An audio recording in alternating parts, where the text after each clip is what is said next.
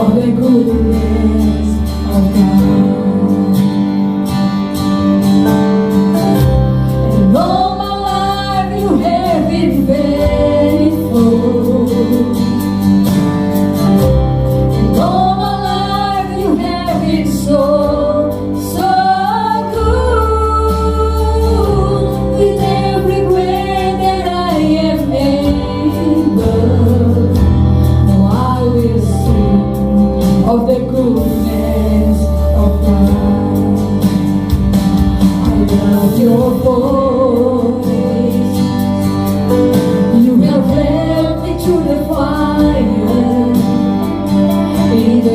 precious mine. You are close like no other. I know you as a father. I know you as a friend. And I will live in the goodness of God. All my life you have been faithful. All my life you have been so good. With every breath that I am able, I will sing of the goodness of God. Your goodness is running after, it's running after me. Your goodness is running after, it's running after me. With my life laid down, I surrender now. I give you everything. Your goodness is running after, it's running after me. Your goodness is running after, it's running after me. Your goodness is running after, it's running after me. With my life laid down, I surrender now. I give you everything. Your goodness is running after, it's running after me.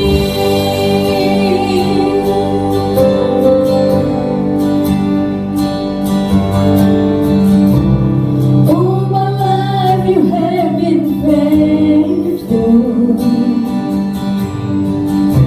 And all my life you have been so good. With every breath that I am able, I will sing of the goodness of God.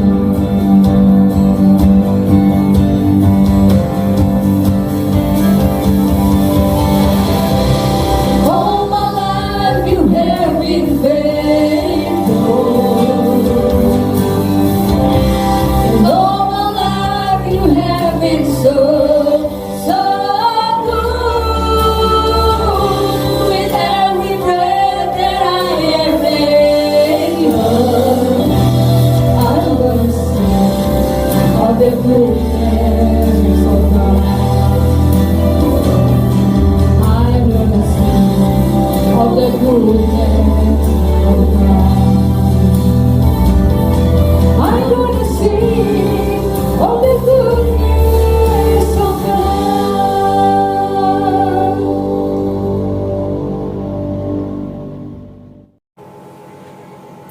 Shalom saudara-saudara terkasih di dalam Kristus Yesus. Salam jumpa kembali bersama dengan saya Benny Budianto dalam acara program streaming pada hari ini. Saya percaya penyertaan Tuhan menyertai kita semua, dan kalau kita ada sebagaimana kita ada saat ini, semua karena anugerah Tuhan. Amin.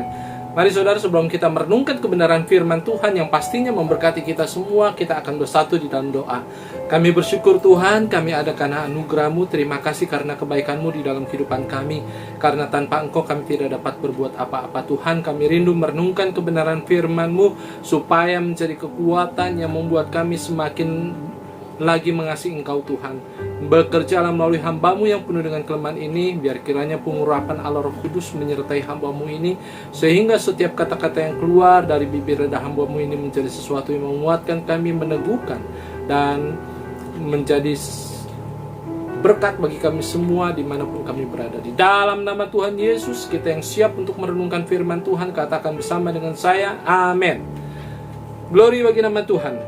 Haleluya. Saudara-saudara, suatu ketika terjadi hujan lebat di suatu kota, dan hujan itu membuat kota itu mengalami kebanjiran. Dan pada saat air sudah setinggi lutut, saudara, banyak orang yang sudah mengungsi dengan motor, dengan mobil, semua orang mengungsi. Tetapi ada satu orang yang menolak untuk mengungsi karena ia berpikir bahwa penyertaan Tuhan, kebaikan Tuhan, pertolongan Tuhan pasti membuat dia terluput dari banjir itu, saudara. Dan hujan tetap turun dengan derasnya sampai dengan semeter lebih, bahkan banyak orang yang sudah mengungsi, saudara. Tetapi orang ini tetap yakin bahwa kebaikan Tuhan, pertolongan Tuhan akan ia rasakan, akan ia alami di dalam hidupnya meskipun melewati banjir yang semakin meninggi. Sehingga ia menolak untuk dievakuasi. Sampai pada akhirnya banyak rumah-rumah sudah hampir tenggelam oleh banjir yang besar itu. Dan dia melihat ada helikopter yang mencoba untuk mengevakuasi penduduk kota itu, tetapi orang ini tetap ngotot. Sampai akhirnya ia seorang diri menanti pertolongan, menanti kebaikan Tuhan. Hujan terus menjadi deras, dan pada akhirnya lambat laun orang ini tenggelam, saudara. Dan karena begitu besar arus hujan itu, begitu besar arus banjir itu, ia tidak dapat menyelamatkan diri. Akhirnya ia mati tenggelam, saudara. Singkat kata, pada saat ia bertemu dengan malaikat, ia komplain. Ia berkata, "Malaikat, saya ingin bertemu dengan Tuhan. Karena saya sudah rajin ke gereja, saya sudah rajin melayani. Dan saya terlalu yakin kebaikan Tuhan, pertolongan Tuhan menyertai saya meskipun saya mengalami kebanjiran. Tetapi mengapa pada akhirnya saya mengalami kematian oleh karena banjir tersebut?" Malaikat itu berkata, "Sebenarnya Tuhan sudah menolong engkau. Sebenarnya kebaikan Tuhan sudah nyata di dalam hidupmu. Tuhan sudah mengirim mobil untuk menyelamatkan engkau, tetapi engkau menolaknya. Tuhan sudah mengirim helikopter untuk mengevakuasi engkau, tetapi engkau menolaknya. Sampai pada akhirnya engkau tenggelam karena engkau tidak bisa berenang dan engkau dibawa oleh arus hujan." Saudara-saudara, kadangkala di dalam hidup kita memaknai kebaikan Tuhan dengan cara yang salah. Kita tidak mengerti kebaikan Tuhan yang kita alami hari lepas hari di dalam kehidupan kita, sehingga kita komplain kepada Tuhan. Karena sejatinya kebaikan yang kita alami itu merupakan apa yang kita maui terjadi di dalam kehidupan kita. Sesungguhnya kebaikan Tuhan itu nyata di dalam hidup kita. Hari ini kita akan berbicara tentang goodness of God atau kebaikan Tuhan dengan subtema mengalami kebaikan Tuhan di dalam hidup. Jika kita dapat memaknai kebaikan Tuhan dengan benar, maka kita akan hidup di dalamnya. Artinya bukan hanya kita mengalami kebaikan-kebaikan Tuhan secara nyata, akan tetapi yang terpenting dalam hidup kita diubahkan menjadi pribadi seperti Kristus yang adalah sumber kebaikan itu sendiri. Saudara, kebaikan Kristus, kebaikan Tuhan sebenarnya punya tujuan. Tujuannya apa? Supaya kita menjadi pribadi yang semakin hari serupa dengan Kristus. Dan pada saat kita mengalami proses pemulihan di dalam hidup kita, proses pembentukan hidup kita menjadi pribadi yang semakin hari semakin seperti Kristus. Terkadang kita lemah, terkadang kita lelah, dan kebaikan Tuhan itu dinyatakan dalam hidup kita, sehingga kita tetap kuat, kita tetap bersemangat, dan kita tetap percaya bahwa Allah itu adalah Allah yang menyertai kita, Allah yang menjadi sumber kebaikan itu sendiri. Glory bagi nama Tuhan. Untuk mendasari kebenaran firman Tuhan, mari kita akan membuka firman Tuhan di dalam Yohanes 7 ayat 53 sampai Yohanes 8 ayat 1 sampai dengan 11. Kita akan merenungkan satu kebenaran firman Tuhan dengan judul perempuan yang berzina. Perikop yang berjudul perempuan yang berzina. Saya akan bacakan buat saudara-saudara Yohanes 7 ayat 53 sampai Yohanes 8 ayat 1 sampai 11. Perempuan yang berzina. Lalu mereka pulang masing-masing ke rumahnya, tetapi Yesus pergi ke Bukit Zaitun. Pagi-pagi benar, ia berada di bait Allah dan seluruh rakyat datang kepadanya. Ia duduk dan mengajar mereka. Maka ahli-ahli Taurat dan orang-orang Farisi membawa kepadanya seorang perempuan yang kedapatan berbuat zina. Mereka menempatkan perempuan itu di tengah-tengah lalu berkata kepada Yesus, "Rabi, perempuan ini tertangkap basah ketika ia sedang berbuat zina. Musa dalam hukum Taurat memerintahkan kita untuk melempari perempuan-perempuan yang demikian. Apakah pendapatmu tentang hal itu?" Mereka mengatakan hal itu untuk mencobai dia, mencobai Yesus, supaya mereka memperoleh sesuatu untuk menyalahkannya. Tetapi Yesus membungkuk lalu menulis dengan jarinya di tanah. Dan ketika mereka terus-menerus bertanya kepadanya, ia pun bangkit, berdiri lalu berkata kepada mereka, "Barang siapa di antara kamu tidak berdosa, hendaklah ia yang pertama melemparkan batu kepada perempuan itu." Lalu ia membungkuk pula dan menulis di tanah. Tetapi setelah mereka mendengar perkataan itu, pergilah mereka masing-masing. Pergilah mereka seorang demi seorang, mulai dari yang tertua. Akhirnya tinggallah Yesus seorang diri dengan perempuan itu yang tetap di tempatnya. Lalu Yesus bangkit berdiri dan berkata kepadanya, "Hai perempuan, di manakah mereka? Tidak adakah seorang yang menghukum engkau?" Jawabnya, "Tidak ada, Tuhan." Lalu kata Yesus, "Aku pun tidak menghukum engkau. Pergilah dan jangan berbuat dosa lagi mulai dari sekarang." Haleluya. Ayat Mas pada hari ini kita akan membaca di dalam ayat yang ke-11. Tidak ada Tuhan, lalu kata Yesus, "Aku pun tidak menghukum engkau. Pergilah dan jangan berbuat dosa lagi mulai dari sekarang." Ayat ini menggambarkan kebaikan Tuhan yang berlaku di dalam kehidupan perempuan yang kedapatan berzina. Saudara, tatkala kita merenungkan perikop ini, tentunya banyak hamba-hamba Tuhan yang berbicara tentang bukan hanya kebaikan Tuhan. Biasanya hamba-hamba Tuhan mengambil perikop ini berbicara tentang pengampunan. Tetapi hari ini kita akan merenungkan tentang kebaikan Tuhan yang berlaku di dalam kehidupan orang percaya.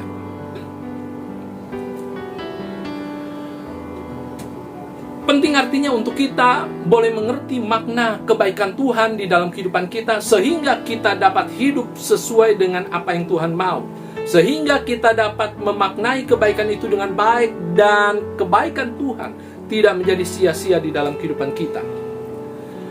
Saudara, perikop ini menjadi perikop yang luar biasa. Bagaimana pada saat itu orang Farisi dan ahli-ahli Taurat menjumpai Yesus. Mereka datang membawa seorang perempuan yang dikatakan perempuan ini tertangkap basah melakukan zina. Dan mereka berpendapat bahwa seperti hukum Musa, orang yang seperti ini harusnya dihukum mati. Tetapi Yesus seolah-olah tidak mendengar mereka, sehingga mereka terus-menerus bertanya kepada Yesus. Tujuannya bukan untuk mendengar apa yang dikatakan Yesus, tetapi mereka ingin mencobai Yesus, supaya setiap kata-kata yang keluar dari Yesus bisa membuat mereka menyalahkan Yesus. Dan Yesus tahu akan hal ini, sehingga Yesus pada akhirnya berkata kepada mereka, "Siapa di antara engkau yang tidak pernah berbuat dosa, hendaklah ia yang melemparkan batu pertama kali kepada perempuan ini."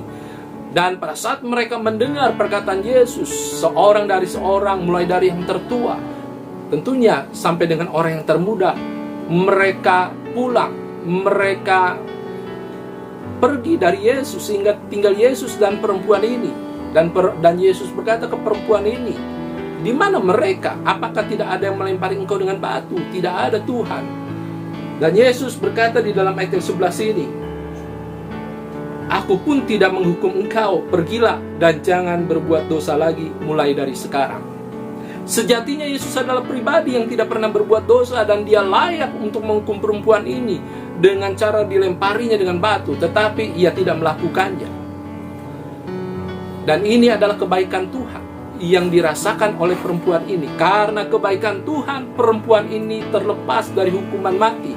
Karena kebaikan Tuhan, perempuan ini tidak menjadi binasa di tangan orang-orang yang membenci Yesus, yang tentunya datang kepada Yesus untuk mencobai. Tidak dijelaskan, saudara, perempuan ini berzina dengan laki-laki yang mana.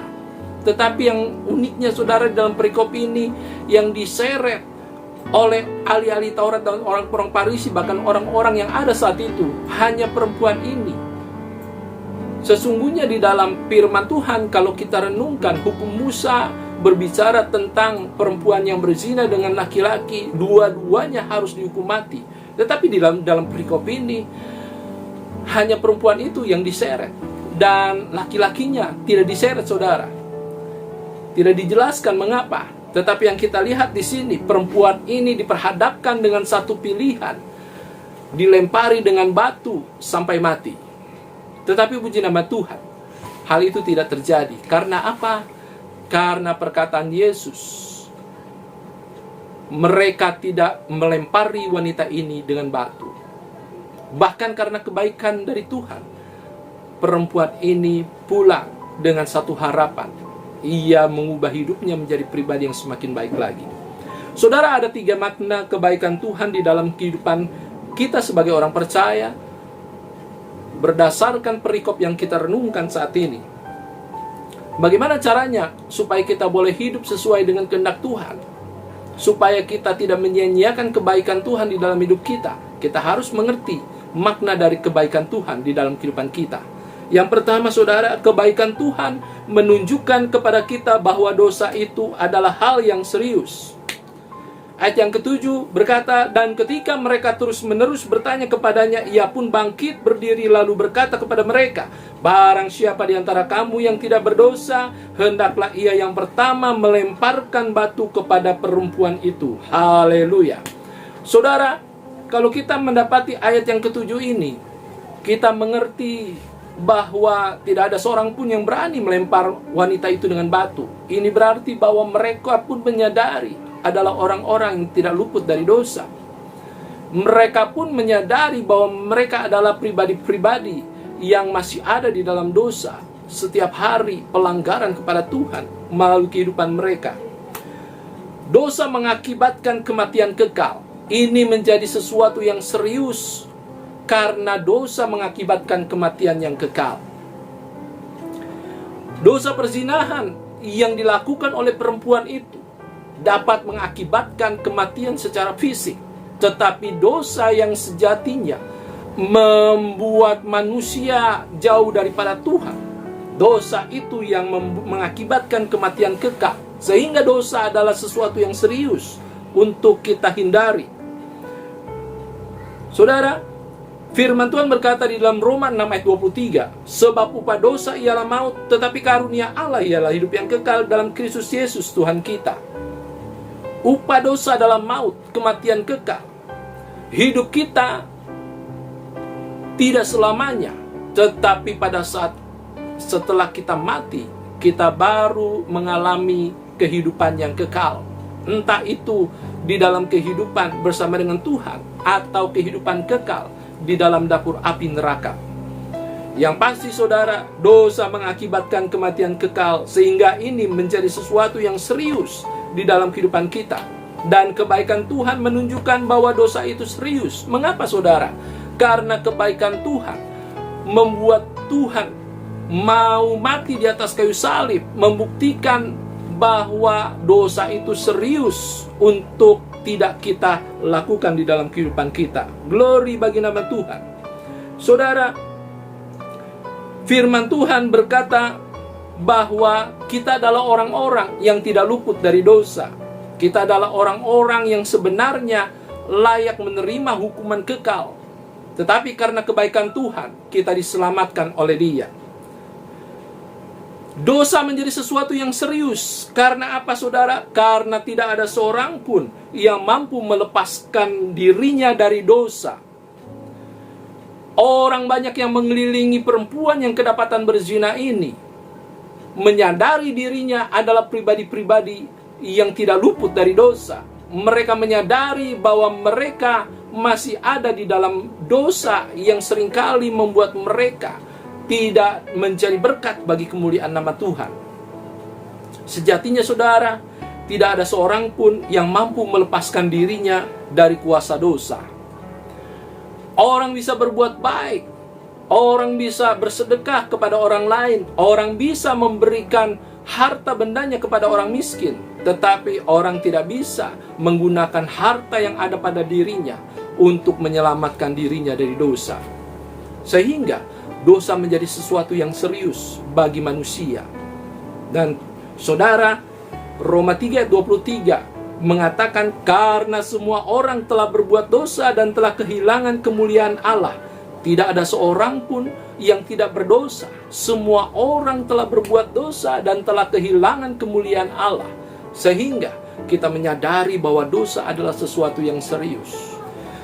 Ayat yang ke-9 berkata, tetapi setelah mereka mendengar perkataan itu, pergilah mereka seorang demi seorang, mulai dari yang tertua. Akhirnya tinggallah Yesus seorang diri dengan perempuan itu yang tetap ada di tempatnya. Semua orang meninggalkan perempuan itu karena menyadari dirinya juga berdosa. Tetapi Kristus tetap ada di tempat itu dengan perempuan yang kedapatan berbuat zina, saudara. Artinya ada satu pribadi yang tidak pernah berdosa. Ada satu pribadi yang tidak pernah berdosa, tetapi pribadi itu juga yang memiliki kemampuan untuk menyelamatkan manusia dari dosa. Dengan apa, saudara? Dengan cara mengorbankan dirinya di atas kayu salib. Pribadi itu adalah Yesus Kristus, Allah yang kita sembah. Saudara, sehingga kita harus mengerti bahwa Kristus adalah jalan keluar bagi masalah dosa manusia. Dosa adalah sesuatu yang serius, dan Kristus adalah jalan keluar bagi masalah dosa manusia. Kristus adalah jalan keluar. Karena apa, saudara? Karena Ia telah rela mati di atas kayu salib bagi setiap dosa dan pelanggaran kita. Kristus adalah jalan keluar. Karena apa? Karena kebaikan Tuhan. Ia menyatakan diri sebagai juru selamat melalui pengorbanannya di atas kayu salib. Kebaikan Tuhan membuat kita mengerti bahwa dosa adalah sesuatu yang serius, yang bukan hanya kita harus hindari, tetapi kita harus lepas dari ikatan dosa di dalam kehidupan kita sebagai orang percaya. Dan Kristus mati ganti kita sehingga kita terlepas dari dosa. Kita bukan lagi hamba dosa, kita hamba kebenaran. Artinya, kita memiliki kemampuan untuk hidup berkenan kepada Tuhan karena kita sudah diselamatkan. Dan ada sesuatu yang harus kita kerjakan. Firman Tuhan berkata, kerjakanlah keselamatanmu dengan takut dan gentar. Ada bagian yang harus kita kerjakan. Tatkala Kristus melakukan karya besar di atas kayu salib, dan kita mengalami keselamatan, sehingga kita memiliki kehidupan yang baru, hidup yang telah dipersiapkan Allah sebelumnya, untuk kita dapat melakukan pekerjaan baik.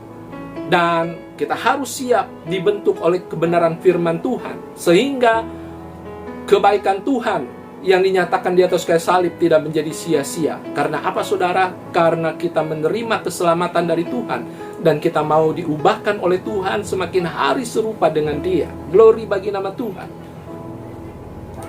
1 Petrus 1 ayat 18-19 berkata, sebab kamu tahu bahwa kamu telah ditebus dari cara hidupmu yang sia-sia, yang kamu warisi dari nenek moyangmu itu, bukan dengan barang yang fana, bukan pula dengan perak atau emas, melainkan dari darah yang mahal, yaitu darah Kristus, yang sama seperti darah anak domba yang tak bernoda dan tak bercacat.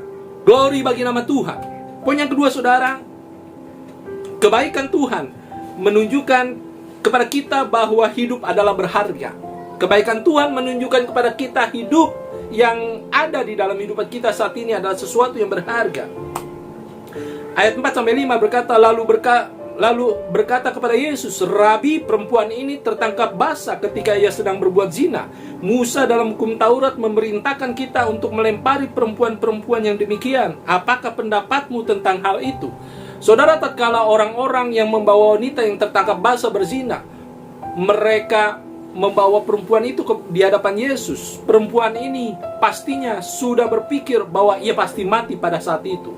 Perempuan ini tidak punya pemikiran lain selain daripada ia pasti mati menderita di rajam batu. Karena memang menurut aturan Musa, orang-orang yang kedapatan zina harus dihukum mati, harus dilempari batu sampai mati. Dan luar biasanya, saudara, apa yang dialami saat itu, ia mengalami kebaikan Tuhan karena ia dilepaskan dari jerat maut sehingga ia tidak menderita, ia tidak dilempari batu, karena Yesus berkata kepada orang-orang banyak, dan perkataan Yesus yang penuh kuasa itu membuat tidak ada seorang pun yang melemparkan batu kepada dia. Saudara, kebaikan Tuhan menunjukkan kepada kita bahwa hidup adalah berharga. Saya percaya wanita itu memiliki satu kesimpulan bahwa sebenarnya hidup yang dia jalani adalah hidup yang berharga. Kadangkala saudara, kita mengerti bahwa hidup berharga tatkala kita ada di dalam kesesakan, tatkala kita ada di dalam penderitaan, tatkala kita ada di dalam tekanan hidup, bahwa kita menyadari bahwa hidup adalah berharga. Saudara, hidup adalah berharga karena hidup itu singkat, sehingga lakukan yang terbaik di dalam kehidupan kita. Tidak dijelaskan alasan wanita itu melakukan zina dengan seorang pria.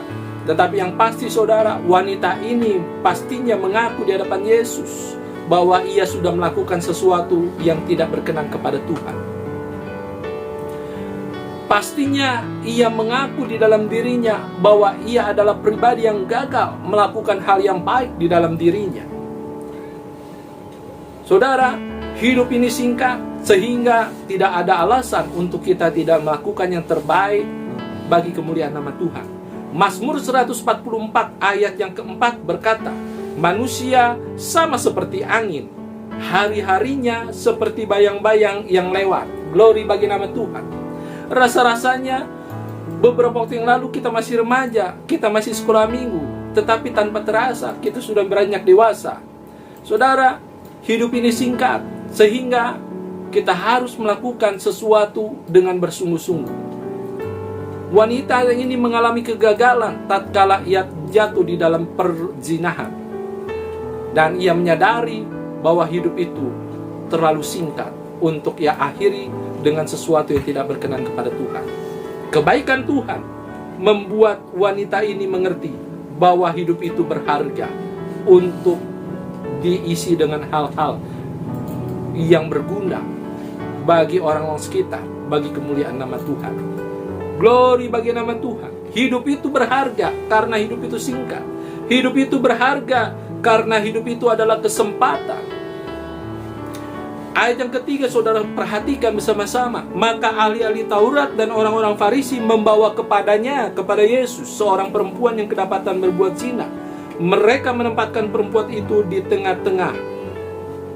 Saudara, pastinya pada saat wanita itu diseret di tengah-tengah orang banyak di hadapan Yesus, wanita ini mungkin berkata di dalam hatinya, tidak ada kesempatan lagi untuk aku berlari dari kepungan orang banyak. Tidak ada kesempatan lagi untuk aku membela, karena memang aku melakukan sesuatu yang tidak baik. Sejatinya pastinya dia berkata, hari ini pasti hari yang terakhir untuk aku. Tetapi saudara, kebaikan Tuhan membuat wanita ini memiliki kesempatan kedua. Ia tidak jadi dilempar oleh batu oleh orang-orang yang ada pada saat itu. Sehingga saudara, pada saat kita mengerti bahwa hidup itu berharga, mari kita pergunakan dengan hal-hal yang terbaik yang bisa kita lakukan bagi kemuliaan nama Tuhan. Hidup itu berharga karena hidup itu singkat. Hidup itu berharga karena hidup itu adalah kesempatan. Kalau saudara saat ini hidup, artinya saudara masih diberikan kesempatan. Untuk apa? Untuk melakukan sesuatu yang berkenan kepada Tuhan. Karena pada saat engkau meninggal, pada saat engkau sudah mati, engkau tidak dapat melakukan sesuatu. Engkau tidak dapat memperbaiki hidupmu. Sehingga tatkala kita hidup, mari kita lakukan yang terbaik di dalam hidup kita bagi kemuliaan nama Tuhan. Karena hidup itu adalah kesempatan. Hidup itu berharga karena kita mengerti bahwa kebaikan Tuhan memberi kesempatan untuk pemulihan di dalam hidup kita. Hidup itu berharga karena pada saat kita hidup, kebaikan Tuhan memberi kesempatan pemulihan di dalam hidup kita. Ayat yang 11 berkata, tidak ada Tuhan. Lalu kata Yesus, aku pun tidak menghukum kau. Pergilah dan jangan berbuat dosa lagi mulai dari sekarang. Wow, saudara, ini menjadi sesuatu yang membuat wanita ini bersuka cita. Ia sangat-sangat terharu. Karena apa, saudara? Karena bukan hanya diberikan kesempatan untuk hidup kedua kalinya, tetapi wanita ini diberi kesempatan untuk mengalami pemulihan di dalam hidupnya. Pada saat Yesus berkata, pergilah dan jangan berbuat dosa lagi mulai dari sekarang. Ini menjadi satu kalimat yang pastinya terngiang-ngiang di dalam telinga wanita ini. Sehingga pada saat ia pulang ke rumahnya, ada satu tekad di dalam dirinya. Pastinya aku mau berubah. Aku mau hidup tidak lagi seperti yang dahulu kala. Aku mau hidup sesuai dengan tuntunan yang Tuhan inginkan di dalam hidupku. Saudara, berapa banyak di dalam hidup kita menyia-nyiakan waktu di dalam hidup ini karena kita menganggap hidup kita tidak berharga lagi. Banyak kegagalan yang mungkin kita alami sehingga kita berkata hidup ini menjadi sesuatu yang sia-sia. Sejatinya, saudara, tatkala engkau masih hidup, artinya engkau masih diberikan kesempatan untuk memperbaiki dirimu. Jangan pernah berputus asa karena ada Tuhan yang sanggup memulihkan kehidupan engkau. Hidup ini berharga karena pada saat kita hidup, kita memiliki kesempatan untuk mengalami kebaikan Tuhan yang memulihkan kehidupan kita. Glory bagi nama Tuhan. Jangan pernah menyerah karena Tuhan selalu ada bagi saudara dan saya. Glory bagi nama Tuhan. Poin yang terakhir, saudara, untuk kita dapat memaknai kebaikan Tuhan di dalam hidup kita, kita harus mengerti kebaikan Tuhan bertujuan agar kita mengalami perubahan semakin serupa dengan Kristus. Hidup itu berharga, sehingga wanita ini pastinya memiliki tekad untuk menjalani hidup yang berbeda, untuk tidak lagi jatuh di dalam dosa perzinahan. Meskipun Alkitab tidak menggambarkan kehidupan wanita itu selanjutnya, tetapi saya percaya wanita ini mengerti pada saat ia tidak dirajam oleh batu, itu merupakan kesempatan kedua untuk ia boleh memiliki hidup yang diperbaharui. Poin yang ketiga, kebaikan Tuhan bertujuan agar kita mengalami perubahan menjadi semakin serupa dengan Kristus.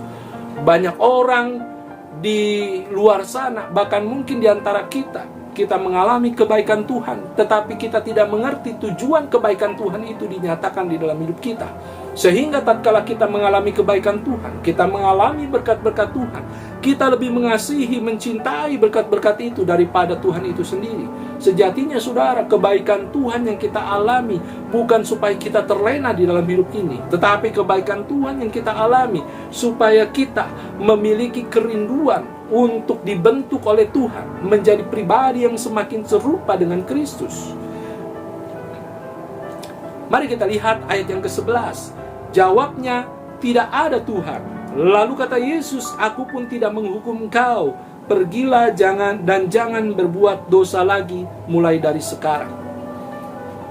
Pergilah dan jangan berbuat dosa lagi. Ini menjadi satu peringatan yang keras, sekaligus menjadi satu peringatan yang harus diingat oleh perempuan itu seumur hidupnya. Dan jangan berbuat dosa lagi. Artinya perempuan itu harus memberi diri, dipulihkan oleh Tuhan, supaya hidupnya menjadi hidup yang semakin baik lagi. Karena tujuan kebaikan Tuhan adalah supaya kita dipulihkan oleh Dia menjadi pribadi yang semakin serupa dengan Kristus. Haleluya. Jangan sia-siakan kebaikan Tuhan. Saudara, kalau kita mengerti bahwa kebaikan Tuhan bertujuan supaya kita menjadi serupa dengan Kristus, kita harus menyadari untuk kita tidak menyia-nyiakan kebaikan Tuhan di dalam hidup kita. Galatia 5 ayat 13 berkata, saudara-saudara, memang kamu telah dipanggil untuk merdeka, tetapi janganlah kamu mempergunakan kemerdekaan itu sebagai kesempatan untuk kehidupan dalam dosa, melainkan layanilah seorang akan yang lain oleh kasih. Glory bagi nama Tuhan. Galatia mengingatkan bahwa jemaat di Galatia sudah dibebaskan dari dosa, sehingga mereka bukan lagi hamba dosa. Mereka bukan lagi orang-orang yang diperbudak oleh dosa. Sehingga ini nasihat kepada jemaat Galatia oleh Rasul Paulus. Jangan mempergunakan kemerdekaan itu sebagai kesempatan kehidupan di dalam dosa. Kalau kita sudah dibebaskan dari dosa karena pengorbanan Kristus di atas kayu salib, tentunya kita harus mengisi kehidupan kita dengan hal-hal yang berkenan kepada Tuhan, dengan hal-hal yang membangun hidup kita menjadi pribadi yang semakin serupa dengan Dia. Sehingga dengan cara itu kita tidak menyia-nyiakan kebaikan Tuhan di dalam hidup kita. Kalau kita mengerti kebaikan Tuhan memiliki tujuan, tentunya kita harus mengerti untuk kita tidak menyia-nyiakan kebaikan Tuhan. Glory bagi nama Tuhan. Saudara, kebaikan Tuhan harus bersesuaian dengan kesiapan kita untuk dibentuk. Saya ulangi sekali lagi, kebaikan Tuhan harus bersesuaian dengan kesiapan kita untuk dibentuk. Artinya kalau engkau rindu mengalami kebaikan Tuhan, engkau juga harus siap dibentuk Tuhan menjadi pribadi yang semakin baik lagi. Karena tujuan kebaikan Tuhan adalah supaya kita dibentuk menjadi pribadi yang semakin hari serupa dengan Kristus, anak yang tunggal itu, saudara. Yeremia 18 ayat 4 berkata, apabila bejana yang sedang dibuatnya dari tanah liat di tangannya itu rusak, di tangan pejunan itu rusak, maka tukang periuk itu mengerjakannya kembali menjadi bejana lain menurut apa yang baik pada pemandangannya. Yeremia, saudara. Saudara, kita seperti bejana di tangan pejunan. Tatkala bejana kita rusak, kita harus rela, harus siap untuk dihancurkan dan dibentuk kembali menjadi bejana yang semakin indah di hadapan Tuhan. Mungkin saat ini kita mengalami kehidupan yang membuat kita sesak. Kita mengalami kegagalan di dalam hidup kita. Kita berkata, sudah tidak ada harapan lagi untuk aku. Boleh diubahkan oleh Tuhan. Saudara, pribadi yang kita sembah adalah pejunan yang agung. Sehingga tatkala engkau seperti bejana yang sudah rusak, Allah sanggup memulihkan kehidupanmu. Allah sanggup menghancurkan bejana itu dan membentuknya kembali menjadi bejana yang indah. Tetapi yang pasti, engkau harus siap untuk dibentuk oleh Tuhan, Sang Pejunan Agung itu. Kebaikan Tuhan harus bersesuaian dengan kesiapan kita untuk dibentuk. Jadi kita mengerti, tatkala kita mengalami kebaikan Tuhan, ada satu tujuan untuk Tuhan menyatakan kebaikannya di dalam hidup kita. Tujuannya adalah untuk kita dibentuk semakin hari serupa dengan Kristus. Kebaikan Tuhan bukan hanya supaya kita mengalami berkat-berkat yang melimpah dan kita terbuai akan harta-harta yang kita miliki di dalam dunia ini. Tidak, saudara. Kebaikan Tuhan membuat kita semakin mengerti bahwa Tuhan mau hidup kita menjadi pribadi yang semakin serupa dengan Kristus. Kebaikan Tuhan membuat kita memiliki kebaikan yang dinyatakan kepada orang-orang sekitar kita. Kebaikan yang seperti Kristus, supaya kita dapat menjadi berkat dimanapun kita berada. Karena kebaikan Tuhan harus bersesuaian dengan kesiapan kita untuk dibentuk menjadi serupa dengan Kristus Yesus. Glory bagi nama Tuhan. Saudara, ingatlah saudara bahwa tujuan kebaikan Tuhan adalah supaya kita semakin serupa dengan Kristus. Jadi Tuhan punya tujuan pada saat Ia menyatakan kebaikannya di dalam hidup kita, supaya kita menjadi semakin serupa dengan Kristus. Sehingga kebaikan itu menjadi sesuatu yang dapat membuat kita semakin diperlengkapi menjadi pribadi seperti Kristus. Roma 8 ayat 29 berkata, sebab semua orang yang dipilihnya dari semula, mereka juga ditentukannya dari semula untuk menjadi serupa dengan gambaran anaknya, supaya ia, anaknya itu, menjadi yang sulung di antara banyak saudara. Glory bagi nama Tuhan. Kita adalah pribadi-pribadi yang memiliki tujuan hidup untuk menjadi pribadi yang semakin serupa dengan Kristus. Sehingga kita harus melakukan kehendak Bapa di dalam hidup kita. Hari lepas hari kita melakukan kehendak Bapa di dalam hidup kita. Dan kadangkala pada saat kita mengalami proses kehidupan untuk menjadi pribadi yang serupa dengan Kristus, kita mengalami kelelahan, kita mengalami kelemahan, kita mengalami tekanan di dalam hidup. Disitulah kebaikan Tuhan dinyatakan di dalam hidup kita. Dan pada saat kita mengalami kebaikan Tuhan, kita akan berkata, wow, Allah yang aku sembah adalah Allah yang luar biasa. Allah yang menyatakan kebaikannya di dalam hidupku dan tidak pernah melewatkan aku dengan kebaikan-kebaikannya. Dan aku adalah pribadi yang siap untuk semakin dekat dengan Dia, siap dibentuk menjadi pribadi yang semakin hari semakin serupa dengan Kristus Yesus, anaknya yang tunggal. Glory bagi nama Tuhan. Saudara, sehingga ini menjadi satu perenungan kita pada hari ini. Goodness of God. Bagaimana kita mengalami kebaikan Tuhan di dalam hidup kita. Kita harus memaknai kebaikan Tuhan itu dengan baik, dengan benar, sehingga kita dapat mengalami kebaikan Tuhan di dalam hidup kita. Dan menjadi poin yang penting untuk kita renungkan saat ini, saudara, kebaikan Tuhan itu bagaimana kita dapat memaknai kebaikan Tuhan di dalam hidup kita. Yang pertama, kebaikan Tuhan menunjukkan kepada kita bahwa dosa itu hal yang serius, sehingga kita harus menjadi pribadi yang semakin dibentuk oleh Tuhan, menjadi pribadi yang semakin benci terhadap dosa. Dan poin yang kedua, kebaikan Tuhan, saudara, membuat kita mengerti bahwa hidup adalah berharga. Jangan menyia-nyiakan hidup, karena hidup itu singkat, karena hidup itu adalah kesempatan, karena hidup itu adalah satu momentum untuk kita menjadi pribadi yang semakin baik lagi. Dan poin yang ketiga, untuk kita mengerti, memaknai kebaikan Tuhan dalam hidup kita, kita harus mengerti kebaikan Tuhan bertujuan agar kita mengalami perubahan menjadi pribadi yang semakin seperti Kristus. Glory bagi nama Tuhan. Saya percaya saudara dan saya rindu memaknai kebaikan Tuhan yang benar di dalam hidup kita, supaya kita dapat semakin kuat di dalam Dia.